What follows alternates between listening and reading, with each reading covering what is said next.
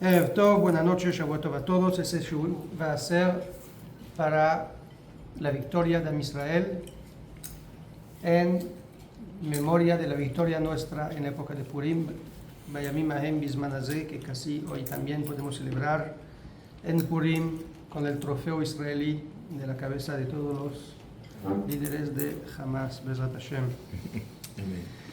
Ok, el shiur de hoy. Jaime David Ben Dalia. Dalia es la mamá. ¿Cómo está él?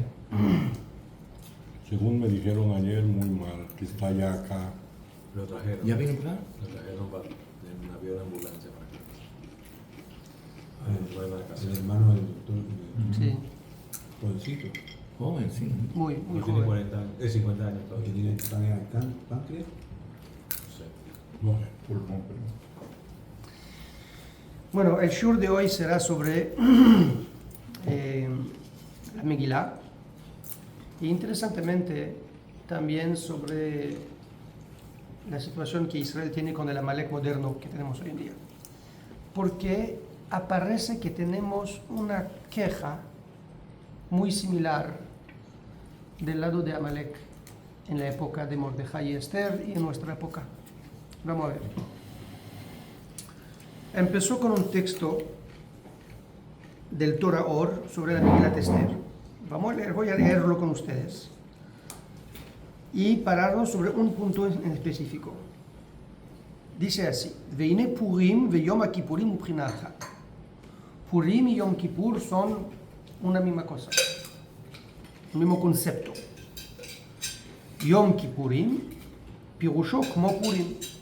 Cuando llamamos Yom Kippur Yom Kippurim, ¿qué significa Yom Kippurim? El día como Purim. Kippurim como Purim.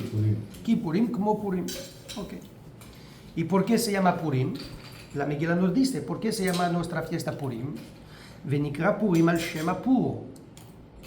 Lo llamamos Purim nosotros porque Amán hizo un Pur. ¿Qué es un Pur? Un sorteo.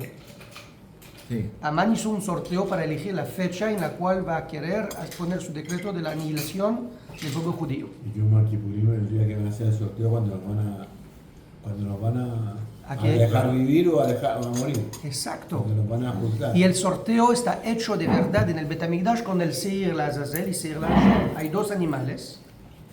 Y ahí del Betamigdash había ¿cómo dice un Seir? Es como una oveja, pero con la barba, ¿no? Chivo. Y la cuerda. Chivo. Chivo. Hay dos chivos. Uno que se va a tirar en las montañas del desierto, una montaña de rocas, y una que se va a sacrificar en el Betamigdash. Uno es Seir la Hashem, uno es Seir la Azazel. ¿Cuál va a ir dónde? Eso es un sorteo. Entonces él dice, Purim está llamado Purim por el Pur, el sorteo que Amán hizo. Así está escrito en la Megilá. Al Shema Pur, sobre el Pur, se llamó Purim. כי התנסות המן שהפיל פור הוא הגורל שרצה לדמות אותו הגורל ביום כיפורים. המן quiso hacer un sorteo parecido al sorteo de Yom Kippur. Por eso realmente el concepto de Yom Kippur es como el Pur que Amán hizo, así lo hacemos en el Betamigdash. Ok. שכמו שיום הכיפורים הוא בחינת תשובה הילאה לפני השם תתהרו, de la misma manera que Yom Kippur es un concepto de teshuva muy alto, que el pueblo judío se está purificando frente a Hashem, כך בפורים זכו ישראל לתשובה הילאה על ידי הצומות וזעקתם במסירות נפש ממש על ידי קידוש השם. Asimismo, en Purim, los judíos merecieron a lograr un nivel de teshuva hilá, de teshuva muy alto, porque a través de sus ayunos, que hicieron 3 días, a través de su tefilá que hicieron, y a través del hecho que se mantuvieron en su religión, en su fe, en su creencia a Hashem, en Mesirut Nefesh, todo el año, contra ese decreto que Amán puso. Y aquí viene el catch. שהרי המן לא ביקש, אלא לאבד את היהודים. Amán pidió de aniquilar solamente a los Yehudim.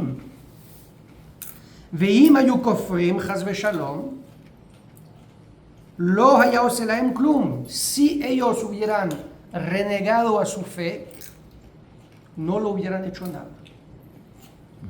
Quiere decir que aparentemente acá el Admor Hazaken nos enseña que si un judío de esa época hubiera dicho me convierto al paganismo o al politeísmo, no hubiera tocado por el decreto de Amán. Y eso es algo que no vemos en ningún otro lado. No puedo pensar de ningún otro comentarista que dio ese comentario sobre la época de Purim. Y si es algo que parece evidente, no lo es. ¿Y por qué digo no lo es? Más hoy en día, cuando acabamos de ver, de pasar por el tiempo de la Shoah. El Amalek moderno, en la forma de los nazis y Shema Zichram, tenían ellos un otro concepto de su decreto. Quisieron matar a todos los judíos, no importa tu afiliación, tu fe, tu nivel religioso, en qué crees o no. Y si uno salía con una fuente judía de su papá, de su mamá, de su abuela, de su abuelo, ya era Porque no era un hasta tema, un cuarto era suficiente no por era un Hitler tema para religioso, matar. era un tema étnico. Era un tema étnico. Entonces, es definitivamente no evidente de suponer que Amán no lo tenía de manera étnico también. Más que esto. En la Megilá, ¿qué vemos? Que Amán quiere aniquilar Am Mordejai, el pueblo de Mordejai, sin ninguna distinción entre hombres, mujeres, niños. Quiere decir, tu ideología no le importa. Lo que pienses, que crees, puede ser mayor, ancianos, hombre, mujer, chicos, nuevecito, bebecito, no importa. Parece más algo étnico que ideológico, pero aparentemente de ese texto no es el caso. Y la pregunta obviamente es, ¿de dónde salió ese diagnóstico de la historia? Eso cambia totalmente la historia, porque eso quiere decir que, ¿cuándo ocurrió el cuento del encuentro de Amán con Ahasverosh sobre el decreto? ¿Cuándo pasó que Amán se encontró con Ahasverosh pidiendo la autorización de matar todos los judíos? Y cuando él dio esos 10,000 pies de plata, moneda de plata, y recibió el sello de Ahasverosh para sellar su decreto. Eso era en Nisan. Eso era en el mes de Nisan. El sorteo salió que la aniquilación del pueblo judío saldrá cuando en Adar. ¿Cuántos meses después eso es? 11 meses después. Sí. 12 meses después, perdón. Es el último mes. Adar es el último mes antes de Nisan. Entonces tiene un año entero. Cuando Esther vino para interferir frente a Ahasverosh contra ese decreto, Pesach. Eso sabemos que los judíos en ese año hicieron una excepción de ayunar durante Pesach. Quiere decir que durante ese Pesach, ese año, los judíos no comieron matzah. ¿Por qué? Porque Esther pidió de ayunar para ayudarla, por su cita. Entonces ya sabemos que aunque era Pesach, ayunaron. Entonces ella no esperó después de la fiesta, lo hacemos con calma, no. Emergencia de una vez. Se va. Entonces, según ese texto, ¿qué significó? Que los judíos, con todo el miedo que tenían una salida en guerra. Y la salida era bastante fácil. Conviértete. No te hay que convertir en una religión, era el politeísmo. Aceptación de todos los dioses y divinidades que había en la región, y ya. Eso hubiera sido suficiente para salvarse. Y aún así los judíos no optaron por esa opción. Ya había el Corán y eso. No. Estamos mucho más antes del cristianismo. ¿Okay? En esa época estamos entre 500 y 700 BCE. Antes del segundo templo, después de la destrucción del primer templo. Eso después del primer templo. Hay dos fechas. Hay la fecha científica de cuándo fue la destrucción del primer templo, y una fecha de nuestra tradición judía, cuándo era. Nuestra tradición nos indica que la destrucción del primer templo fue en el mes de Av, Gashlach, que es 3338 desde Adam Arishon. sale 556 antes de la época común. Según la arqueología sale 121 o 122 antes de la era común. Entonces tenemos una discrepancia de casi 150 años.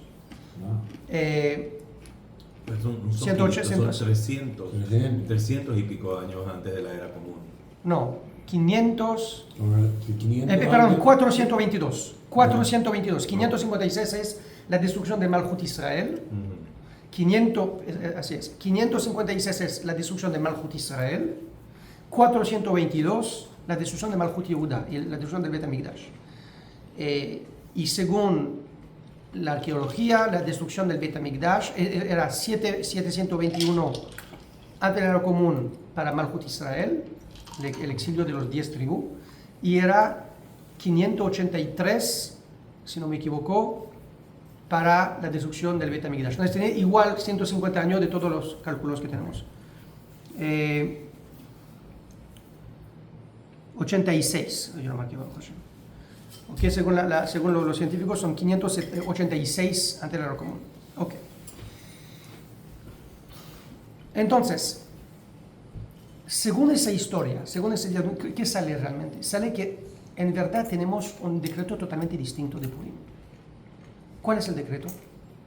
El decreto es, si siguen su emuná, lo matamos. Si dejan su emuná, no lo matamos. ¿Y cuál es el gran milagro de Purim? Es que los judíos hicieron Mesirut Nefesh de no dejar a su emuná. Y aunque estaban en peligro de vida, siguieron con su emuná a rezar a Kadosh Baruj Hu y a interferir para su salvación, pero de optar para dejar su religión emuná, eso no era una opción posible. ¿Okay? La pregunta es, ¿de dónde sabemos esto? ¿De dónde la Gemara Zaken lo ponemos acá? Los otros mefarshim no lo mencionan. Es como un cuento nuevo de Purim. Y de vuelta, en nuestra época moderna, con la memoria del Holocausto en nuestra memoria tan fresca, es definitivamente no obvio. Porque vimos hace tan poco tiempo que un cuarto judío ya era suficiente, sin ninguna necesidad de religión, de fe, de pertenencia ideológica o lo que sea. Hay ese cuento famoso que creo que lo conté hace un par de años acá. Había ese judío, alcalde de una ciudad. ¿Te recuerdas ese cuento, Gabriel? Un alcalde de una ciudad que para ser alcalde obviamente tenía que convertirse al cristianismo y estaba casado con un goy. Para casarse también tenía que convertirse. Entonces, un judío que se convirtió al cristianismo, se casó con una goya y se hizo alcalde de su pueblo. Bueno, la ciudad, en Europa. Los nazis cuando llegaron, atraparon todos los judíos, etc. Y llegaron a él. Y lo atraparon también. Lo arrestaron. Dijo él, pero ¿qué me quiere de mi vida? No soy judío. Y ya no soy judío. Dijo, ¿qué significa ya no soy judío? Yo soy católico. Voy cada domingo en la iglesia. Hace 30 años me convertí, no soy de hoy. Dijeron, no hay cosas así. No lo creen. Es un tema de raza. Insistió. Dijeron, está bien, ven con nosotros. Lo llevaron a la sinagoga. Abrieron el Aron HaKodesh. Y, ¿sabe? El Sefer Torah Ashkenazi es un Sefer Torah que se abre así. Sí. Entonces, sacaron el Sefer Torah de la Aron HaKodesh. Y las sinagogas europeas eran hechas un poquito como las iglesias. Era como sillas y un pasillo al centro que se iba recto hasta la arca. Sacaron el Sefer Torah, lo tiraron en el piso así en todo el pasillo donde hay la alfombra, así desecrado, y le dijeron, pisa, camina. No eres judío, ya 30 años, católico, camina, anda. Y él no puso a hacerlo. Dijo, ya, llévame. Entonces vemos que los alemanes estaban clarísimos sobre quién llevar, quién no llevar. No nos importa, estoy convertido, no convertido, creo en eso, no creo en esto, cuéntame el cuento que quieres hacer, al final vas a llegar al campo. Entonces, ¿cómo sabemos que Amán no lo tenía así? Entonces, para entender eso, tenemos una Gemara muy interesante sobre un versículo de la Megilá. Gemara en Masechet Shabbat, Daf Pechet, nos cuenta el siguiente. Hay un pasuk que dice: Kimu vekiblu hayehudim alehem ve'al zaram. Los judíos aceptaron y recibieron y aceptaron sobre ellos mismos y su generación que lo decretó de Mordejai y Esther de celebrar Purim. Dice la Gemara: Kimu vekiblu, ¿qué significó? Kimu ma shekiblu kvar. Cumplieron lo que ya recibieron antes. ¿Qué significó? Cumplieron hoy lo que recibieron en Matan Torah. Nunca hasta la época de Purim el pueblo judío no recibió de verdad y aceptó, y implementó y cumplió con lo que recibió en Matan Torah. ¿Cómo puede ser eso? Muy simple. El cuento es el siguiente. El Midrash nos cuenta que en la época de Matan Torah, Hashem tomó una montaña y la puso encima de Am Israel. Y dijo a Am Israel: si acepta la Torah, mutab, está bien. Si no acepta la Torah, aquí será su tumba. Aquí lo enterraron, lo vamos a enterrar. Van a morir todos. Entonces Am Israel aceptó la Torah. Pero hay un problema con esa aceptación de la Torah. Es que según la Torah, si te forzan a aceptar algo, no eres obligado de cumplir tu palabra. Si te digo, toma esto, te forzó a comer algo y después te voy a pedir el pago, no eres obligado de pagar, porque no quisiste comer, yo te forcé a comer. Si te voy a forzar a cometer algo o a aceptar una deuda, aceptar una obligación, que sea lo que sea, bajo amenaza de vida, ones rahamana patre, fuerza mayor, la Torah te exenta. Si es así, según la ley de la Torah, recibimos la Torah bajo amenaza de fuerza mayor, amenaza de vida. Entonces, podemos usar. deberíamos ser exento de la ley de la Torah. Pero se dijo nace benishma. Está muy bien. ¿Cuándo se dijo y sobre qué se dijo? Pero eso es un midrash así. Entonces, según esto, entendemos que Hashem forzó a Israel a recibir la Torah. Hay varias explicaciones de ese midrash. ¿Qué significó esa montaña? ¿Era una montaña real? Hasidut explica que esa montaña era realmente una dosis de amor tan grande que es como cuando tú expresas un amor abundante a una persona, él se siente obligado de amarte de vuelta. O sea, no era una fuerza de amenaza de muerte, sino una amenaza de que no hay escapa de eso. Yo te amo tanto, yo te desmonto tanto de milagros, tanto bendiciones, que ya seguro nace benishma. Eso es como Jesús explica. Pero el midrash a nivel simple es que al final, que sea así o así, lo forzaron. Hashem usó de su fuerza de Gevura o de su fuerza de Ahavá, pero usó algo que forzó a Israel. Entonces, en la época de Purim, no había ninguna amenaza a favor de la Torah. Era el opuesto. Había, si acepta la Torah te mató. Si rechaza la Torah te salvó la vida. Y aún así Am Israel aceptó la Torah, tomando el riesgo de la muerte.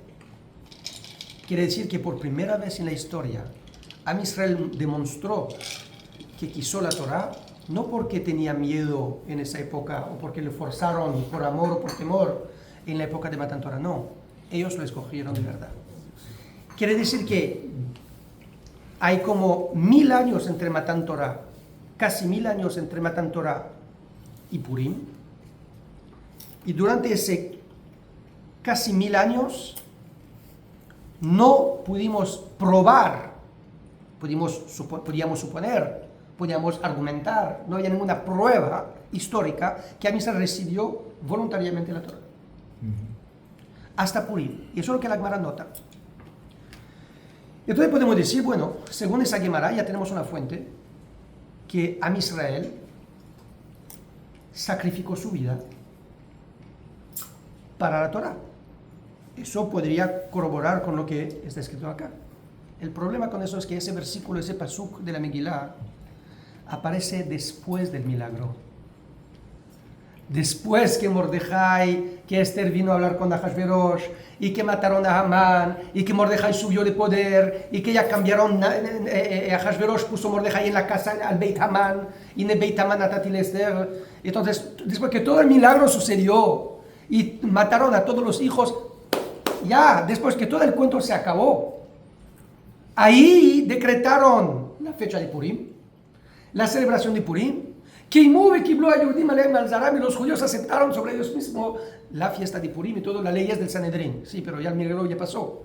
Entonces, es como declarar allegiance después que el rey ganó la victoria. No, tiene que hacerlo, si ya quiere demostrar un acto del altar, hacerlo antes de la batalla. Entonces, todavía eso no corrobora lo que dice acá, que si hubieron renegado a su religión, a su fe, Amán lo hubiera soltado. Entonces, un camino de una pista así para empezar ese camino es de mirar la palabra Yehudí. La palabra Yehudí significó judío, ¿correcto? Y en la mayoría del mundo occidental llamamos a los judíos Yehudim.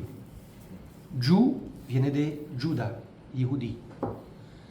Yudin, Juden, viene de Yehudá. Yehud. Yid viene de Yehudá. Al Yehud viene de Yehudá. Todo Yud. Todo viene de la misma palabra, los Yehudim de Yehudá. Pero si te fijas en la Torah, nunca hablamos de los judíos como Yehudim. No solamente en la Torah, en todo el Tanaj. Hasta Megilat Esther. Hasta Megilat Esther, la palabra Yehudí en definición del pueblo judío no aparece. ¿Cómo llamamos a los judíos? Israel. Israel, Bene Israel, Am Israel o Ivrim. Ivrim, los hebreos. Y si te fijas, hay algunas poblaciones ancianas que todavía llaman a los judíos los hebreos, en parte de ellos los latinos. Los latinos no dicen los judíos, dicen los hebreos. Interesante, esa familia de Santa María, esa mujer que me comentó, me dijo, sabemos que somos hebreos de vientre. De vientre, porque la mamá estaba judía, pero son todos casados con goim. Somos hebreos de vientre, me dijo la mujer. Quiere decir... Es que lo que pasa es que el judío era un término ofensivo. Sí. Para muchos era judío, era un insulto. Un insulto, está bien. Como decir, ¿no? Pero en Rusia también, en ruso no se dice judío, sí, ivrie, o algo, un acento distinto, no sé, pero algo parecido, ¿ok? Ivraya, ivrie, algo así. Entonces, hay algunos todavía que lo llamamos hebreos. Pero...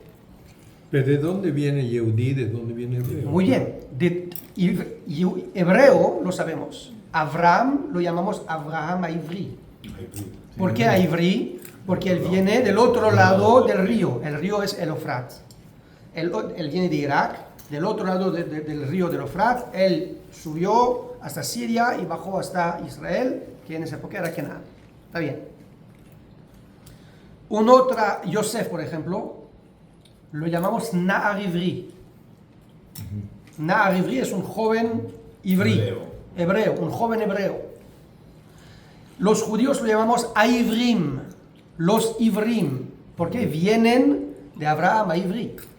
Hay varias interpretaciones sobre esa palabra Ivri, por qué específicamente así, o porque eres uno solo contra todo el mundo, o porque viene del otro lado del río, porque el idioma, no importa. Y el idioma, eso te iba a preguntar, Ivri. Era un idioma. Entonces, que sea la interpretación que tenemos, no importa, al final así lo llamamos en la Torah. Lo llaman Ivrim, Ivri o Bnei Israel, o Am Israel.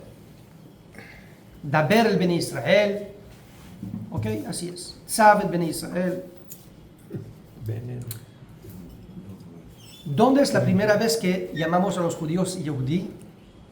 Es en un versículo de la Megilá. Megilá, Perek Bet, Pasuk He. Y aquí tenemos algo interesante. Voy a recapitular así rápidamente. Acto número 1 de la Megilá, la fiesta de Ahasverosh, para celebrar su reinado, y mata a Vashti. Acto número 2, Amán sube de rango y buscan para una nueva reina. Acto número 3, Esther se hace reina. Entre todo esto tenemos una paréntesis en la cual la Megilá nos introduce un personaje que va a ser central en el cuento, pero totalmente desconectado del texto.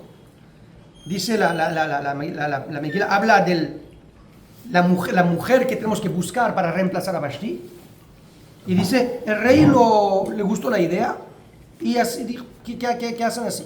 Aquí buscan que buscan a las chicas bellas. Empieza la Megilá, Ish Yehudi Aya Beshushan Abira. Es uno de los versículos que el Balcore tiene que subir la voz. Sí. Ish ¿Es el Yehudi. principio de la Megilá? Es el segundo capítulo. Ish Yehudi Aya Beshushan Abira.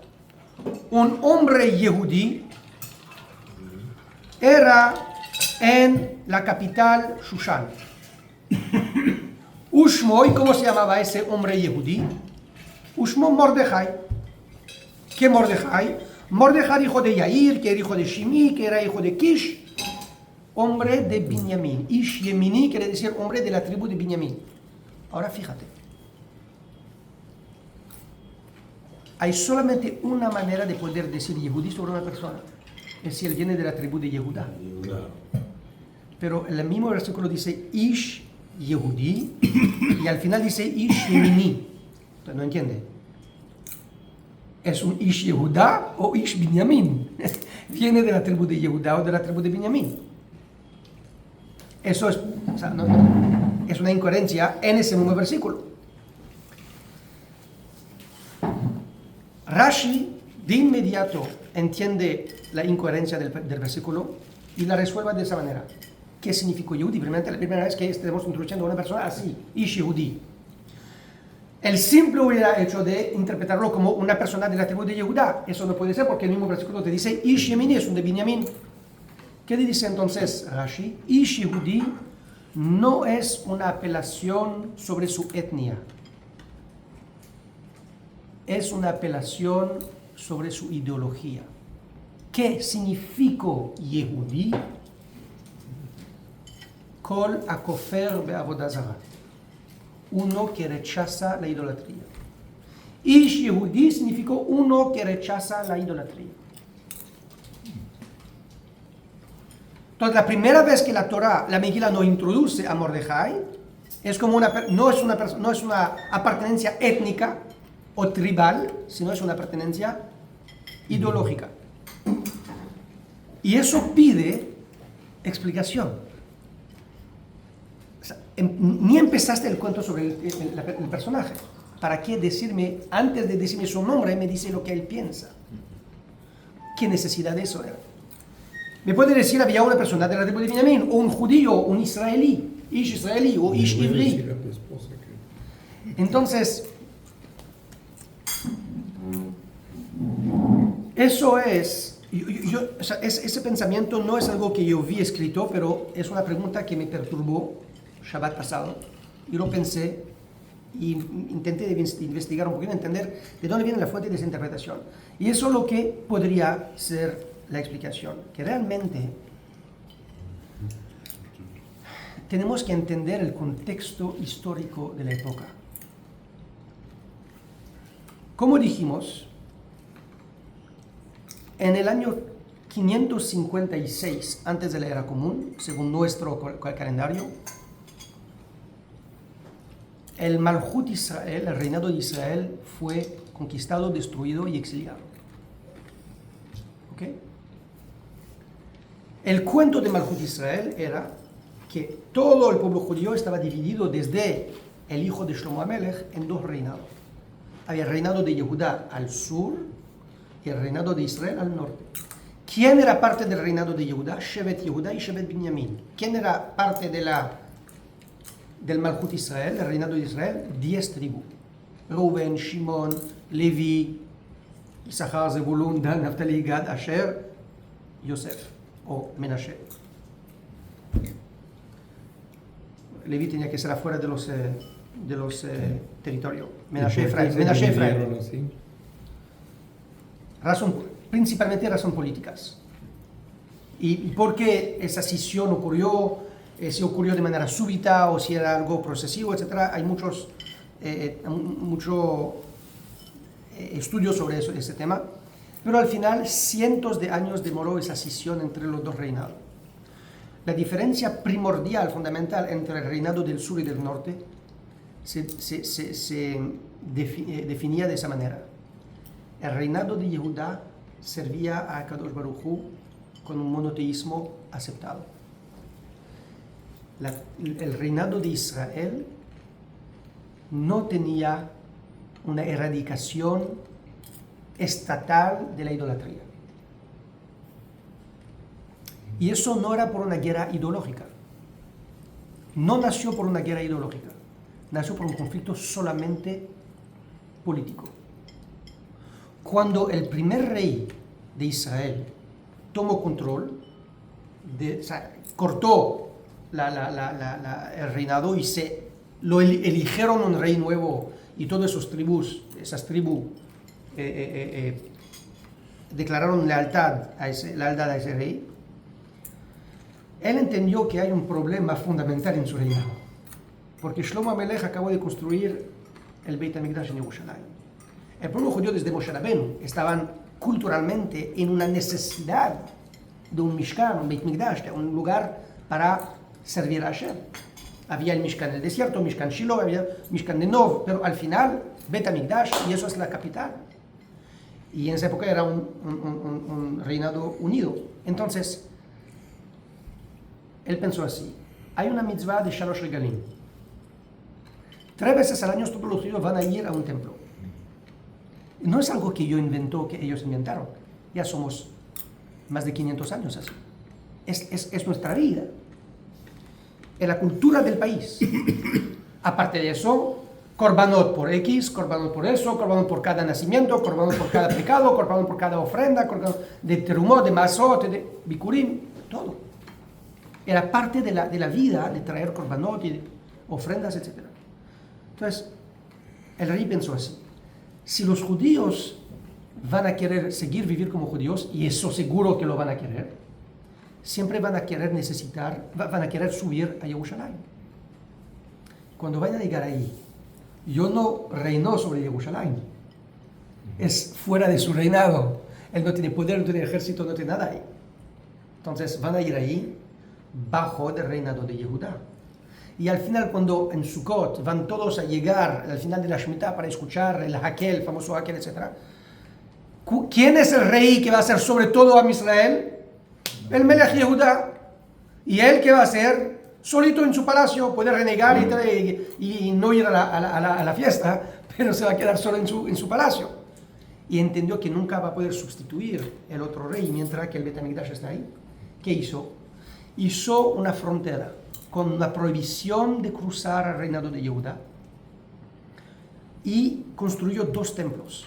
Un templo al norte de su reinado y un templo al sur de su reinado, para que los judíos están acomodados a sustituir el Beit HaMikdash por otro templo que él hizo, con una prohibición, una frontera protegida por soldados.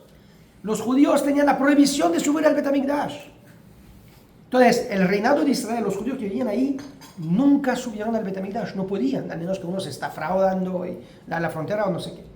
Solo en Shalosh Regalim. No, todo el año. No, del todo. Todo el año. Él entendió muy inteligentemente que la única manera de mantener su reinado es de sustituir el Beit HaMikdash.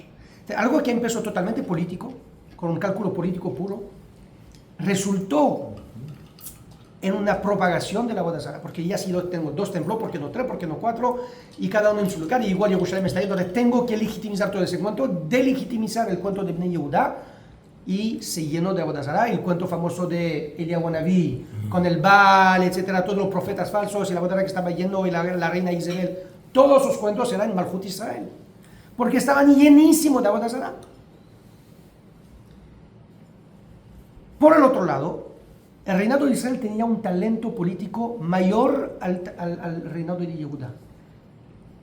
en términos de alianzas con otros países, de riqueza, de estrategia, de ejército, etc., Israel estaba mucho más afilado que los reyes de Judá. No es que en Judá eran todos tzadikim siempre, pero los reyes de Judá a cada cuando hicieron una limpieza de toda la Bonazará y forzaron todo de vuelta al Betamigdash, y cada vez se rebelaron de vuelta y el rey de vuelta lo limpiaba el reinado. En Malchut Israel era Lechatchila ya. Cada uno se vaya con lo que quiere y que no importa. Había muchas guerras acá, campañas, había época donde Malchut Yehuda y Malchut Israel había guerra civil, había tiempo de paz, había tiempo de cooperación, había subida y bajada en esos dos reinados.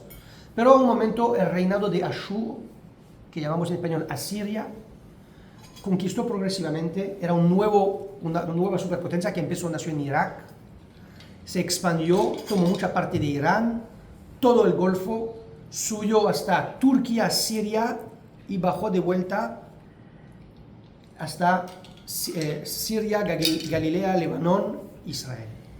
Si mira la mapa del Medio Oriente, tenemos cerca del norte, de la punta del norte del Medio Oriente, al lado del norte de Siria, vamos a tener dos ríos.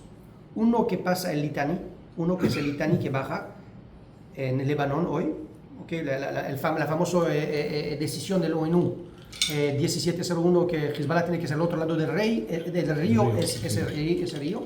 Después ese río se va a separar, dividir un lado para el mar, un otro lado hasta el Kinneret y el Jordán. El otro lado tenemos un otro río muy grande que es el Eufrat. Entre esos dos ríos grandes es desierto. Las civilizaciones siempre se desarrollaban alrededor de esos ríos. Si tú miras la mapa de manera muy macra, sin ninguna frontera artificial, sino natural, las civilizaciones son Egipto, suben la costa de la Mediterránea, pasando por todo el Jordán, o sea, de la Egipto, llama Melach, con la Mar Muerte, sube hasta Líbano, Siria, hasta Turquía y bajan Irak hasta Irán. Y así es, siempre así. Y en la mitad, desierto. Jordania es un desierto. Saudi Arabia, un desierto. Ahí nunca había nadie. Entonces, Ashur nació del otro lado, al lado de Eufrat, sube, conquista todo y poco a poco baja y conquista todo también la costa. Entonces, bueno, Israel fue conquistado por Ashur y pagó los impuestos, como todas las otras naciones. A un momento Ashur tenía un poquito de problema ahí. Un rey falleció, un nuevo rey subió, entonces pensaron que ya es una ocasión de poder... había entonces una alianza, un pacto entre varios reinados pequeños. Malchut Israel, muy calculador, así siempre con pactos con otras naciones, se juntó esa coalición para luchar contra de Ashur. Y ahí Ashur vino, reconquistó todo su terreno y destruyó Malchut Israel, destruyó la capital en Shomron, que era la capital de Malchut Israel, y exilió a todos los Yehudim, las 10 tribus. ¿Cuánto tiempo pasó entre? Después, Ashur va a caer, Babilonia va a conquistar a Ashur. ¿Ok? ¿Para dónde fueron los judíos? Los judíos fueron exiliados por Ashur, por los asirios. ¿Dónde? En la profundidad de su terreno. Hay muchos debates si todos fueron exiliados o en una parte, dónde, etc. Pero después viene Babilonia. Y Babilonia conquista a Ashur. Cuando Babilonia conquista a Ashur, Babilonia tiene una estrategia. ¿Por qué se llama Babilonia? ¿Por qué Babel se llama Babel? Porque Bilbelet Haumot. Él mezcló todas las naciones. El imperio no era un reinado, el imperio babiloneo tenía una estrategia. ¿Cómo puedes guardar y conservar un poder sobre tantas naciones, tantas culturas, tantos idiomas, tantas costumbres distintas y mantener el orden sin rebelión? La estrategia babilonia era de deslocalizar todas las naciones conquistadas. Todas. O sea, moverlos. Todas van a ser movidos. Los de Libia, de Lebanón, lo mandan a Irak, Irak a Lebanón, Siria a Egipto, Egipto allá, Israel en Irán. Todos se mezclan. ¿Por qué? Porque si vas a deslocalizar cada uno en un otro lugar, ya no está desraizado, no está enraizado con su tierra, no hay ninguna pertenencia a la tierra en la cual está. ¿Cuál es su única ancla? Su única ancla es el reinado, el poder.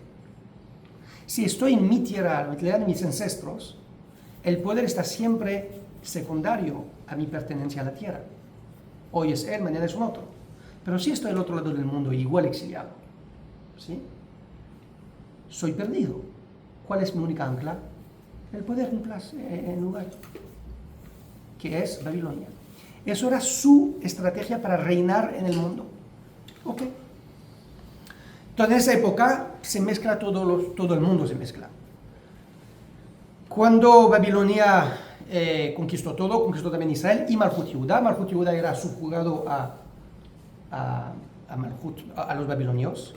Y los babilonios no destruyeron Jerusalén de inmediato. Al principio exiliaron al rey de Yehuda y pusieron un otro rey en su puesto. Pero es nominado por Babilonia. Entonces, era como un regent, un manager, un representante, un vasal del imperio. ¿Ok? Había que pagar los impuestos y así seguían tres reyes. ¿Ok? El tercer rey quería cambiar la estrategia. ¿Por qué? Porque de Egipto había una nueva coalición contra de Babilonia y él pensó, ya voy a cambiar de la estrategia de mis padres, voy a juntarme con los nuevos, con el nuevo poder para echar Babilonia afuera. Perdieron todo, Babilonia vino y mató a todo y destruyó el Bet HaMikdash. ¿Y qué hizo con los judíos? Los que los babilonios hacen. Lo dispersó. Los dispersaron en el país, en el pueblo, en el reinado, donde lo más lejano que puedes. Estaban acá, lo mandaron en Persia, en Shushan, porque costaron de todos lados. ¿Entiendes? El A, que está así en el Medio Oriente, lo sacaron de Israel, no cruzaron el desierto nunca. Eso no era una zona de viaje. Lo subieron arriba, lo bajaron hasta allá, está en el otro lado del Golfo ahorita, como un Omán por allá, ¿no? Hasta que llegaron a Shushan. Entonces ya entendemos que ahorita no tenemos solamente 2 tribus en el reinado de Babilonia. ¿Cuántas tribus judíos tenemos? 12. ¿Cuánto tiempo pasó entre la expulsión y el exilio de los 10 tribus y la destrucción y el exilio de los 2 tribus de Malhut Yehuda? 135 años. O 134 según los cálculos. Lo ponemos, 135 años. Es entre el primero y el segundo mitad.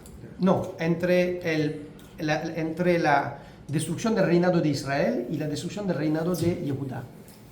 Las 10 tribus fue conquistado y exiliado 135 años antes, previo al exilio de Malhut Yehuda, el reinado de Yehuda y la destrucción del Bet HaMikdash. ¿Okay?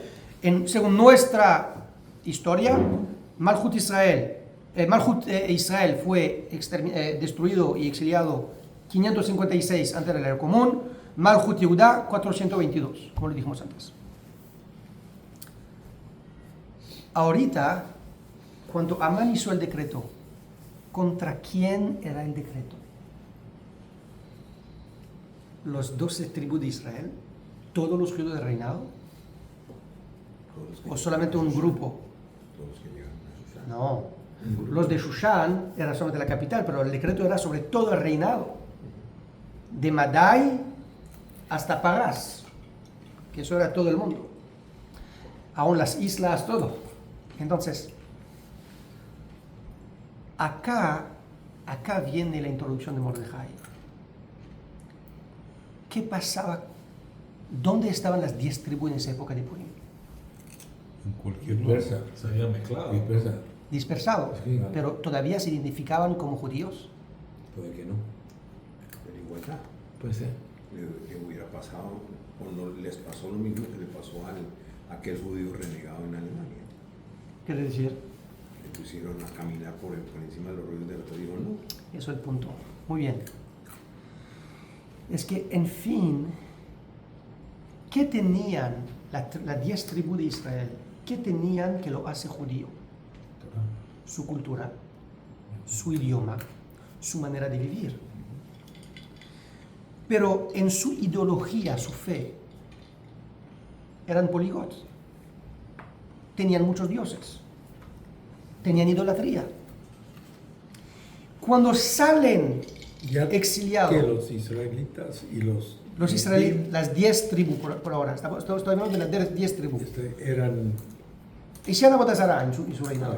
Entonces, cuando lo exiliaron, si tú eres una minoría refugiado en un país establecido, todavía tiene tu identificación con tus grupos, porque son refugiados.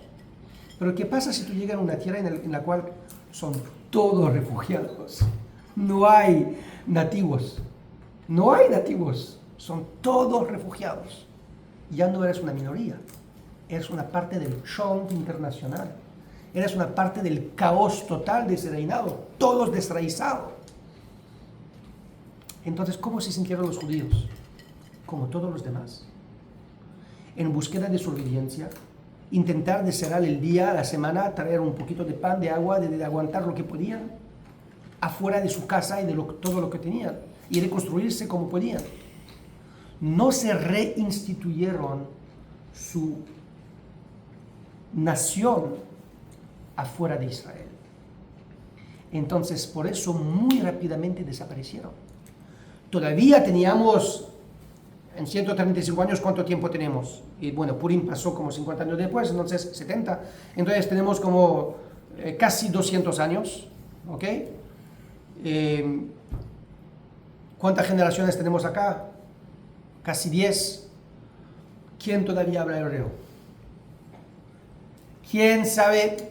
Yo vengo de la tierra de ahí hace mucho y cada uno tiene su cuento que él viene de allá y él viene de allá, pero es como los demás. Y entonces, puede ser que había algunos que todavía sabían que eran Bnei Israel, o uno Bnei Efraín, Bnei Zebulun, Bnei Isachar, Bnei Asher, no importa. Pero estaban totalmente asimilados. Y a Hamán no le importaba a ellos. ¿A quién le importaba? Le importaba solamente los creyentes en Dios. Y ahorita vamos a entender por qué es tan importante de decir que Mordejai que era Yehudí. Porque cuando Amán viene a Ahasverosh para quejarse de esa nación, ¿cuál es su problema? Su problema es que Amán subió de rango y todos tienen que prosternarse frente a él. Mordejai no Aparte de Mordejai que no se prosterna. ¿Pero por qué Mordejai no se prosterna? Porque no se prosterna ante Dios. Mira lo que dice. Después de todo el cuento que Mordejai salvó la vida de Ahasverosh por los dos que querían matarlo con el veneno. Esther se eligió reina, ¿está bien? Amán sube y todos se prosternan, pero Mordejai no se prosterna. No se prosterna Amán. Mordejai no aceptó de prosternarse frente a Amán. Era el único de la ciudad que no se prosternó frente a Amán. Entonces, la Miguel cuando presenta ese, dice así: los amigos del corte, los amigos de Mordejai, que eran parte del corte de Ahasverosh, preguntaron a Mordejai: ¿por qué no te prosternas? Es un decreto, él es el primer ministro, ya. Cuando lo repitieron, insistieron cada vez: Mordejai, prostérnate, evita los problemas, y él no lo hicieron caso. Dijeron a Amán: mira, el tipo no es por error, no es que le duele la espalda, es que él tiene una agenda acá. ¿Por qué se fueron a hablar con Amán? Porque Mordejai le dijo a ellos, a sus amigos: yo no me prosterno, no puedo prosternarme, soy Yehudí. ¿Qué significa soy Yehudí? ¿Soy de los pueblos de los Yehudim? ¿Bnei Israel? Somos todos extranjeros acá. ¿Qué me importa de dónde vienes? Venimos todos de otro lado acá. No entiendes. Yo rechazo la Avodah Zará. No me puedo prosternar frente de nadie y de nada, excepto de Dios. soy Yehudí, no puedo prosternarme. ¿Qué dice Amán? Amán se enoja mucho y despreció de avengarse solamente de Mordejai. Quiso avengarse de Am Mordejai, del pueblo de Mordejai. Pero ¿quién es el pueblo de Mordejai? Él mismo le explica, Vayevakesh lashmid, él pidió de exterminar et kol a Yehudim, todos los Yehudim. Pero los Yehudim, acabaste de decir que son los que renegan a Avodah Zará. No son Bene Israel. No importa de Yehuda, de Binyamin, de Asher, de Bulun, viene de donde quieres. Pero si sigues la tradición judía, estás en el decreto. Y ahí se tiran los dados y ahí se hace el sorteo y todo. Cuando va a pedir a Hashverosh ahorita de matarlos, ¿qué dice? Se queja. Yeshno Amehad, hay una nación, Mefuzar o Mefurat ben Amim, esparcido en todo tu reinado. Bechol Medinot Malchuteja, en todo tu reinado. Hay una nación, esparcido en todo tu reinado. Y a Hashverosh te curioso. ¿Y cuál es la noticia acá? Todo mi reinado son naciones esparcidas en todo mi reinado. Entonces, ¿cuál es la novedad? La novedad es Yeshno Amechad. Hay una nación que está todavía esparcida. Todos los que esparciste en el mundo ya no son una nación, están esparcidos. Ellos lograron a seguir Amechad. Los únicos con la cual la filosofía babilonea no funcionó son ellos. Ahora, ellos son Malhut Pagas, conquistaron a Babilonia. Ellos llegaron después de Babilonia. Ellos no hicieron esto. Ellos recibieron el reinado de Babilonia. Pero se dan cuenta que en todo el genio babiloneo funcionó con todos. Hay solamente una nación con la cual no funcionó. Eso es lo que Amán viene a decir. Tiene un scoop, tiene algo increíble. Dice, mira, hay solamente un grupo de personas que lo esparcimos en todo el mundo, todavía se identifican como una nación. ¿Cómo explicas esto? ¿En qué se identifican? Datehem einan, datehem shonim mikolam. Sus leyes, sus culturas, su manera de vivir son diferentes de todos los demás. Y por eso no vale para el rey de dejarlo vivos. Entiende el argumento de Amán, es fascinante. ¿Qué dice Amán? Amán dice el siguiente: todo tu reinado es una inherencia del imperio babiloneo. ¿Sobre qué está fundado el imperio babiloneo? La pérdida de identidad individual a favor del imperio. Funciona maravillosamente, pero hay un grupo que está poniendo en peligro todo tu imprenta. Porque si ellos logran hacerlo, pueden despertar la memoria de otras entidades. Y a veces, hey, nosotros también vinimos de ahí, vinimos de allá, podemos copiar, podemos también empezar a identificarnos, y ya una rebelión en menos de 10 años perdiste todo, como todos los imperios anteriores. Entonces, ¿qué vas a hacer? Conquistarlo no puedes, ya están conquistados. Esparciarlo, ya no pueden estar esparcidos. No hay otra manera.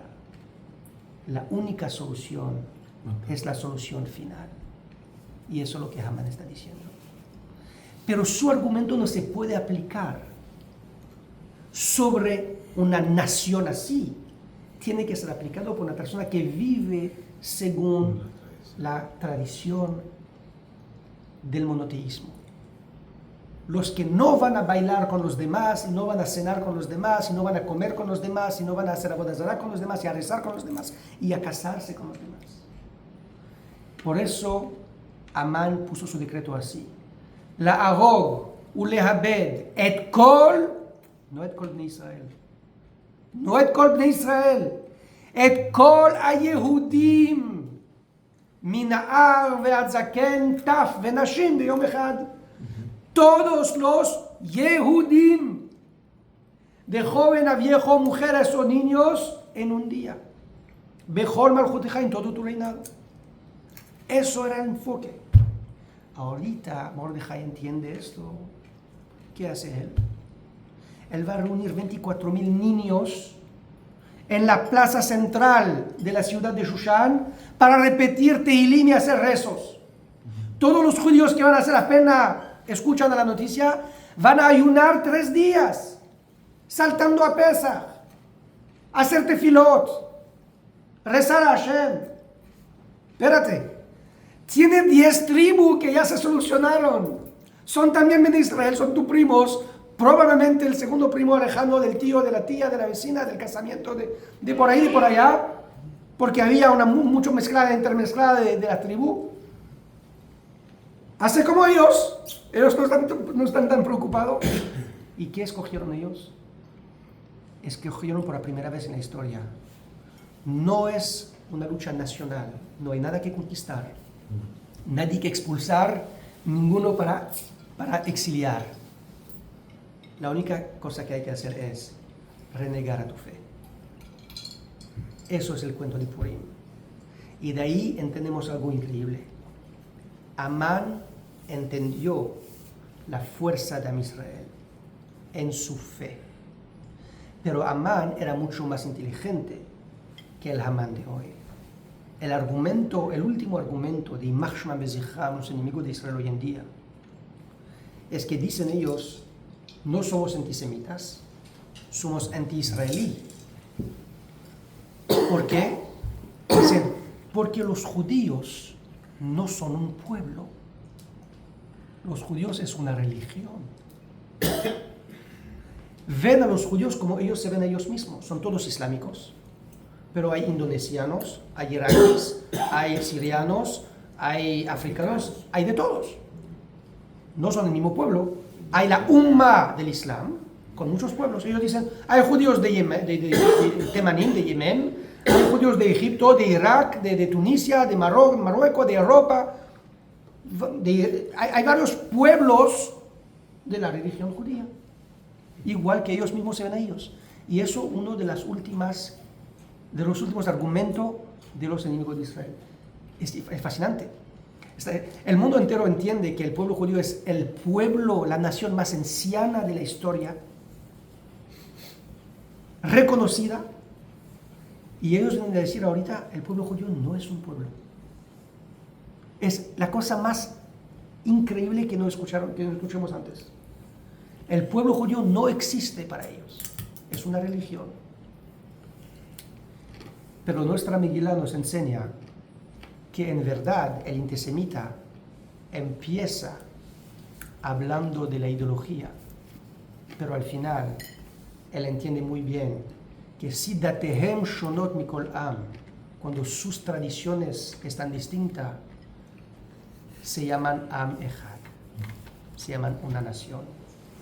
Y como sabemos que significó Am Echad, no es solamente una nación, es la nación del uno, la nación del Dios único. Ya desde la época de Amán empezó un argumento por la tradición y la religión, que al final el propósito es la exterminación total del pueblo judío. Que no nos equivocamos, el Amán de antes es el mismo Amán de hoy. Y de la misma manera que lo ganemos antes, de la misma manera lo vamos a vencer hoy. Vayafhu ayamim elu lesasson ulesimcha velayudim הייתה אורה ושמחה וששון ויקר, כן תהיה לנו בקרוב ממש, אמן. אמן. כל הכבוד.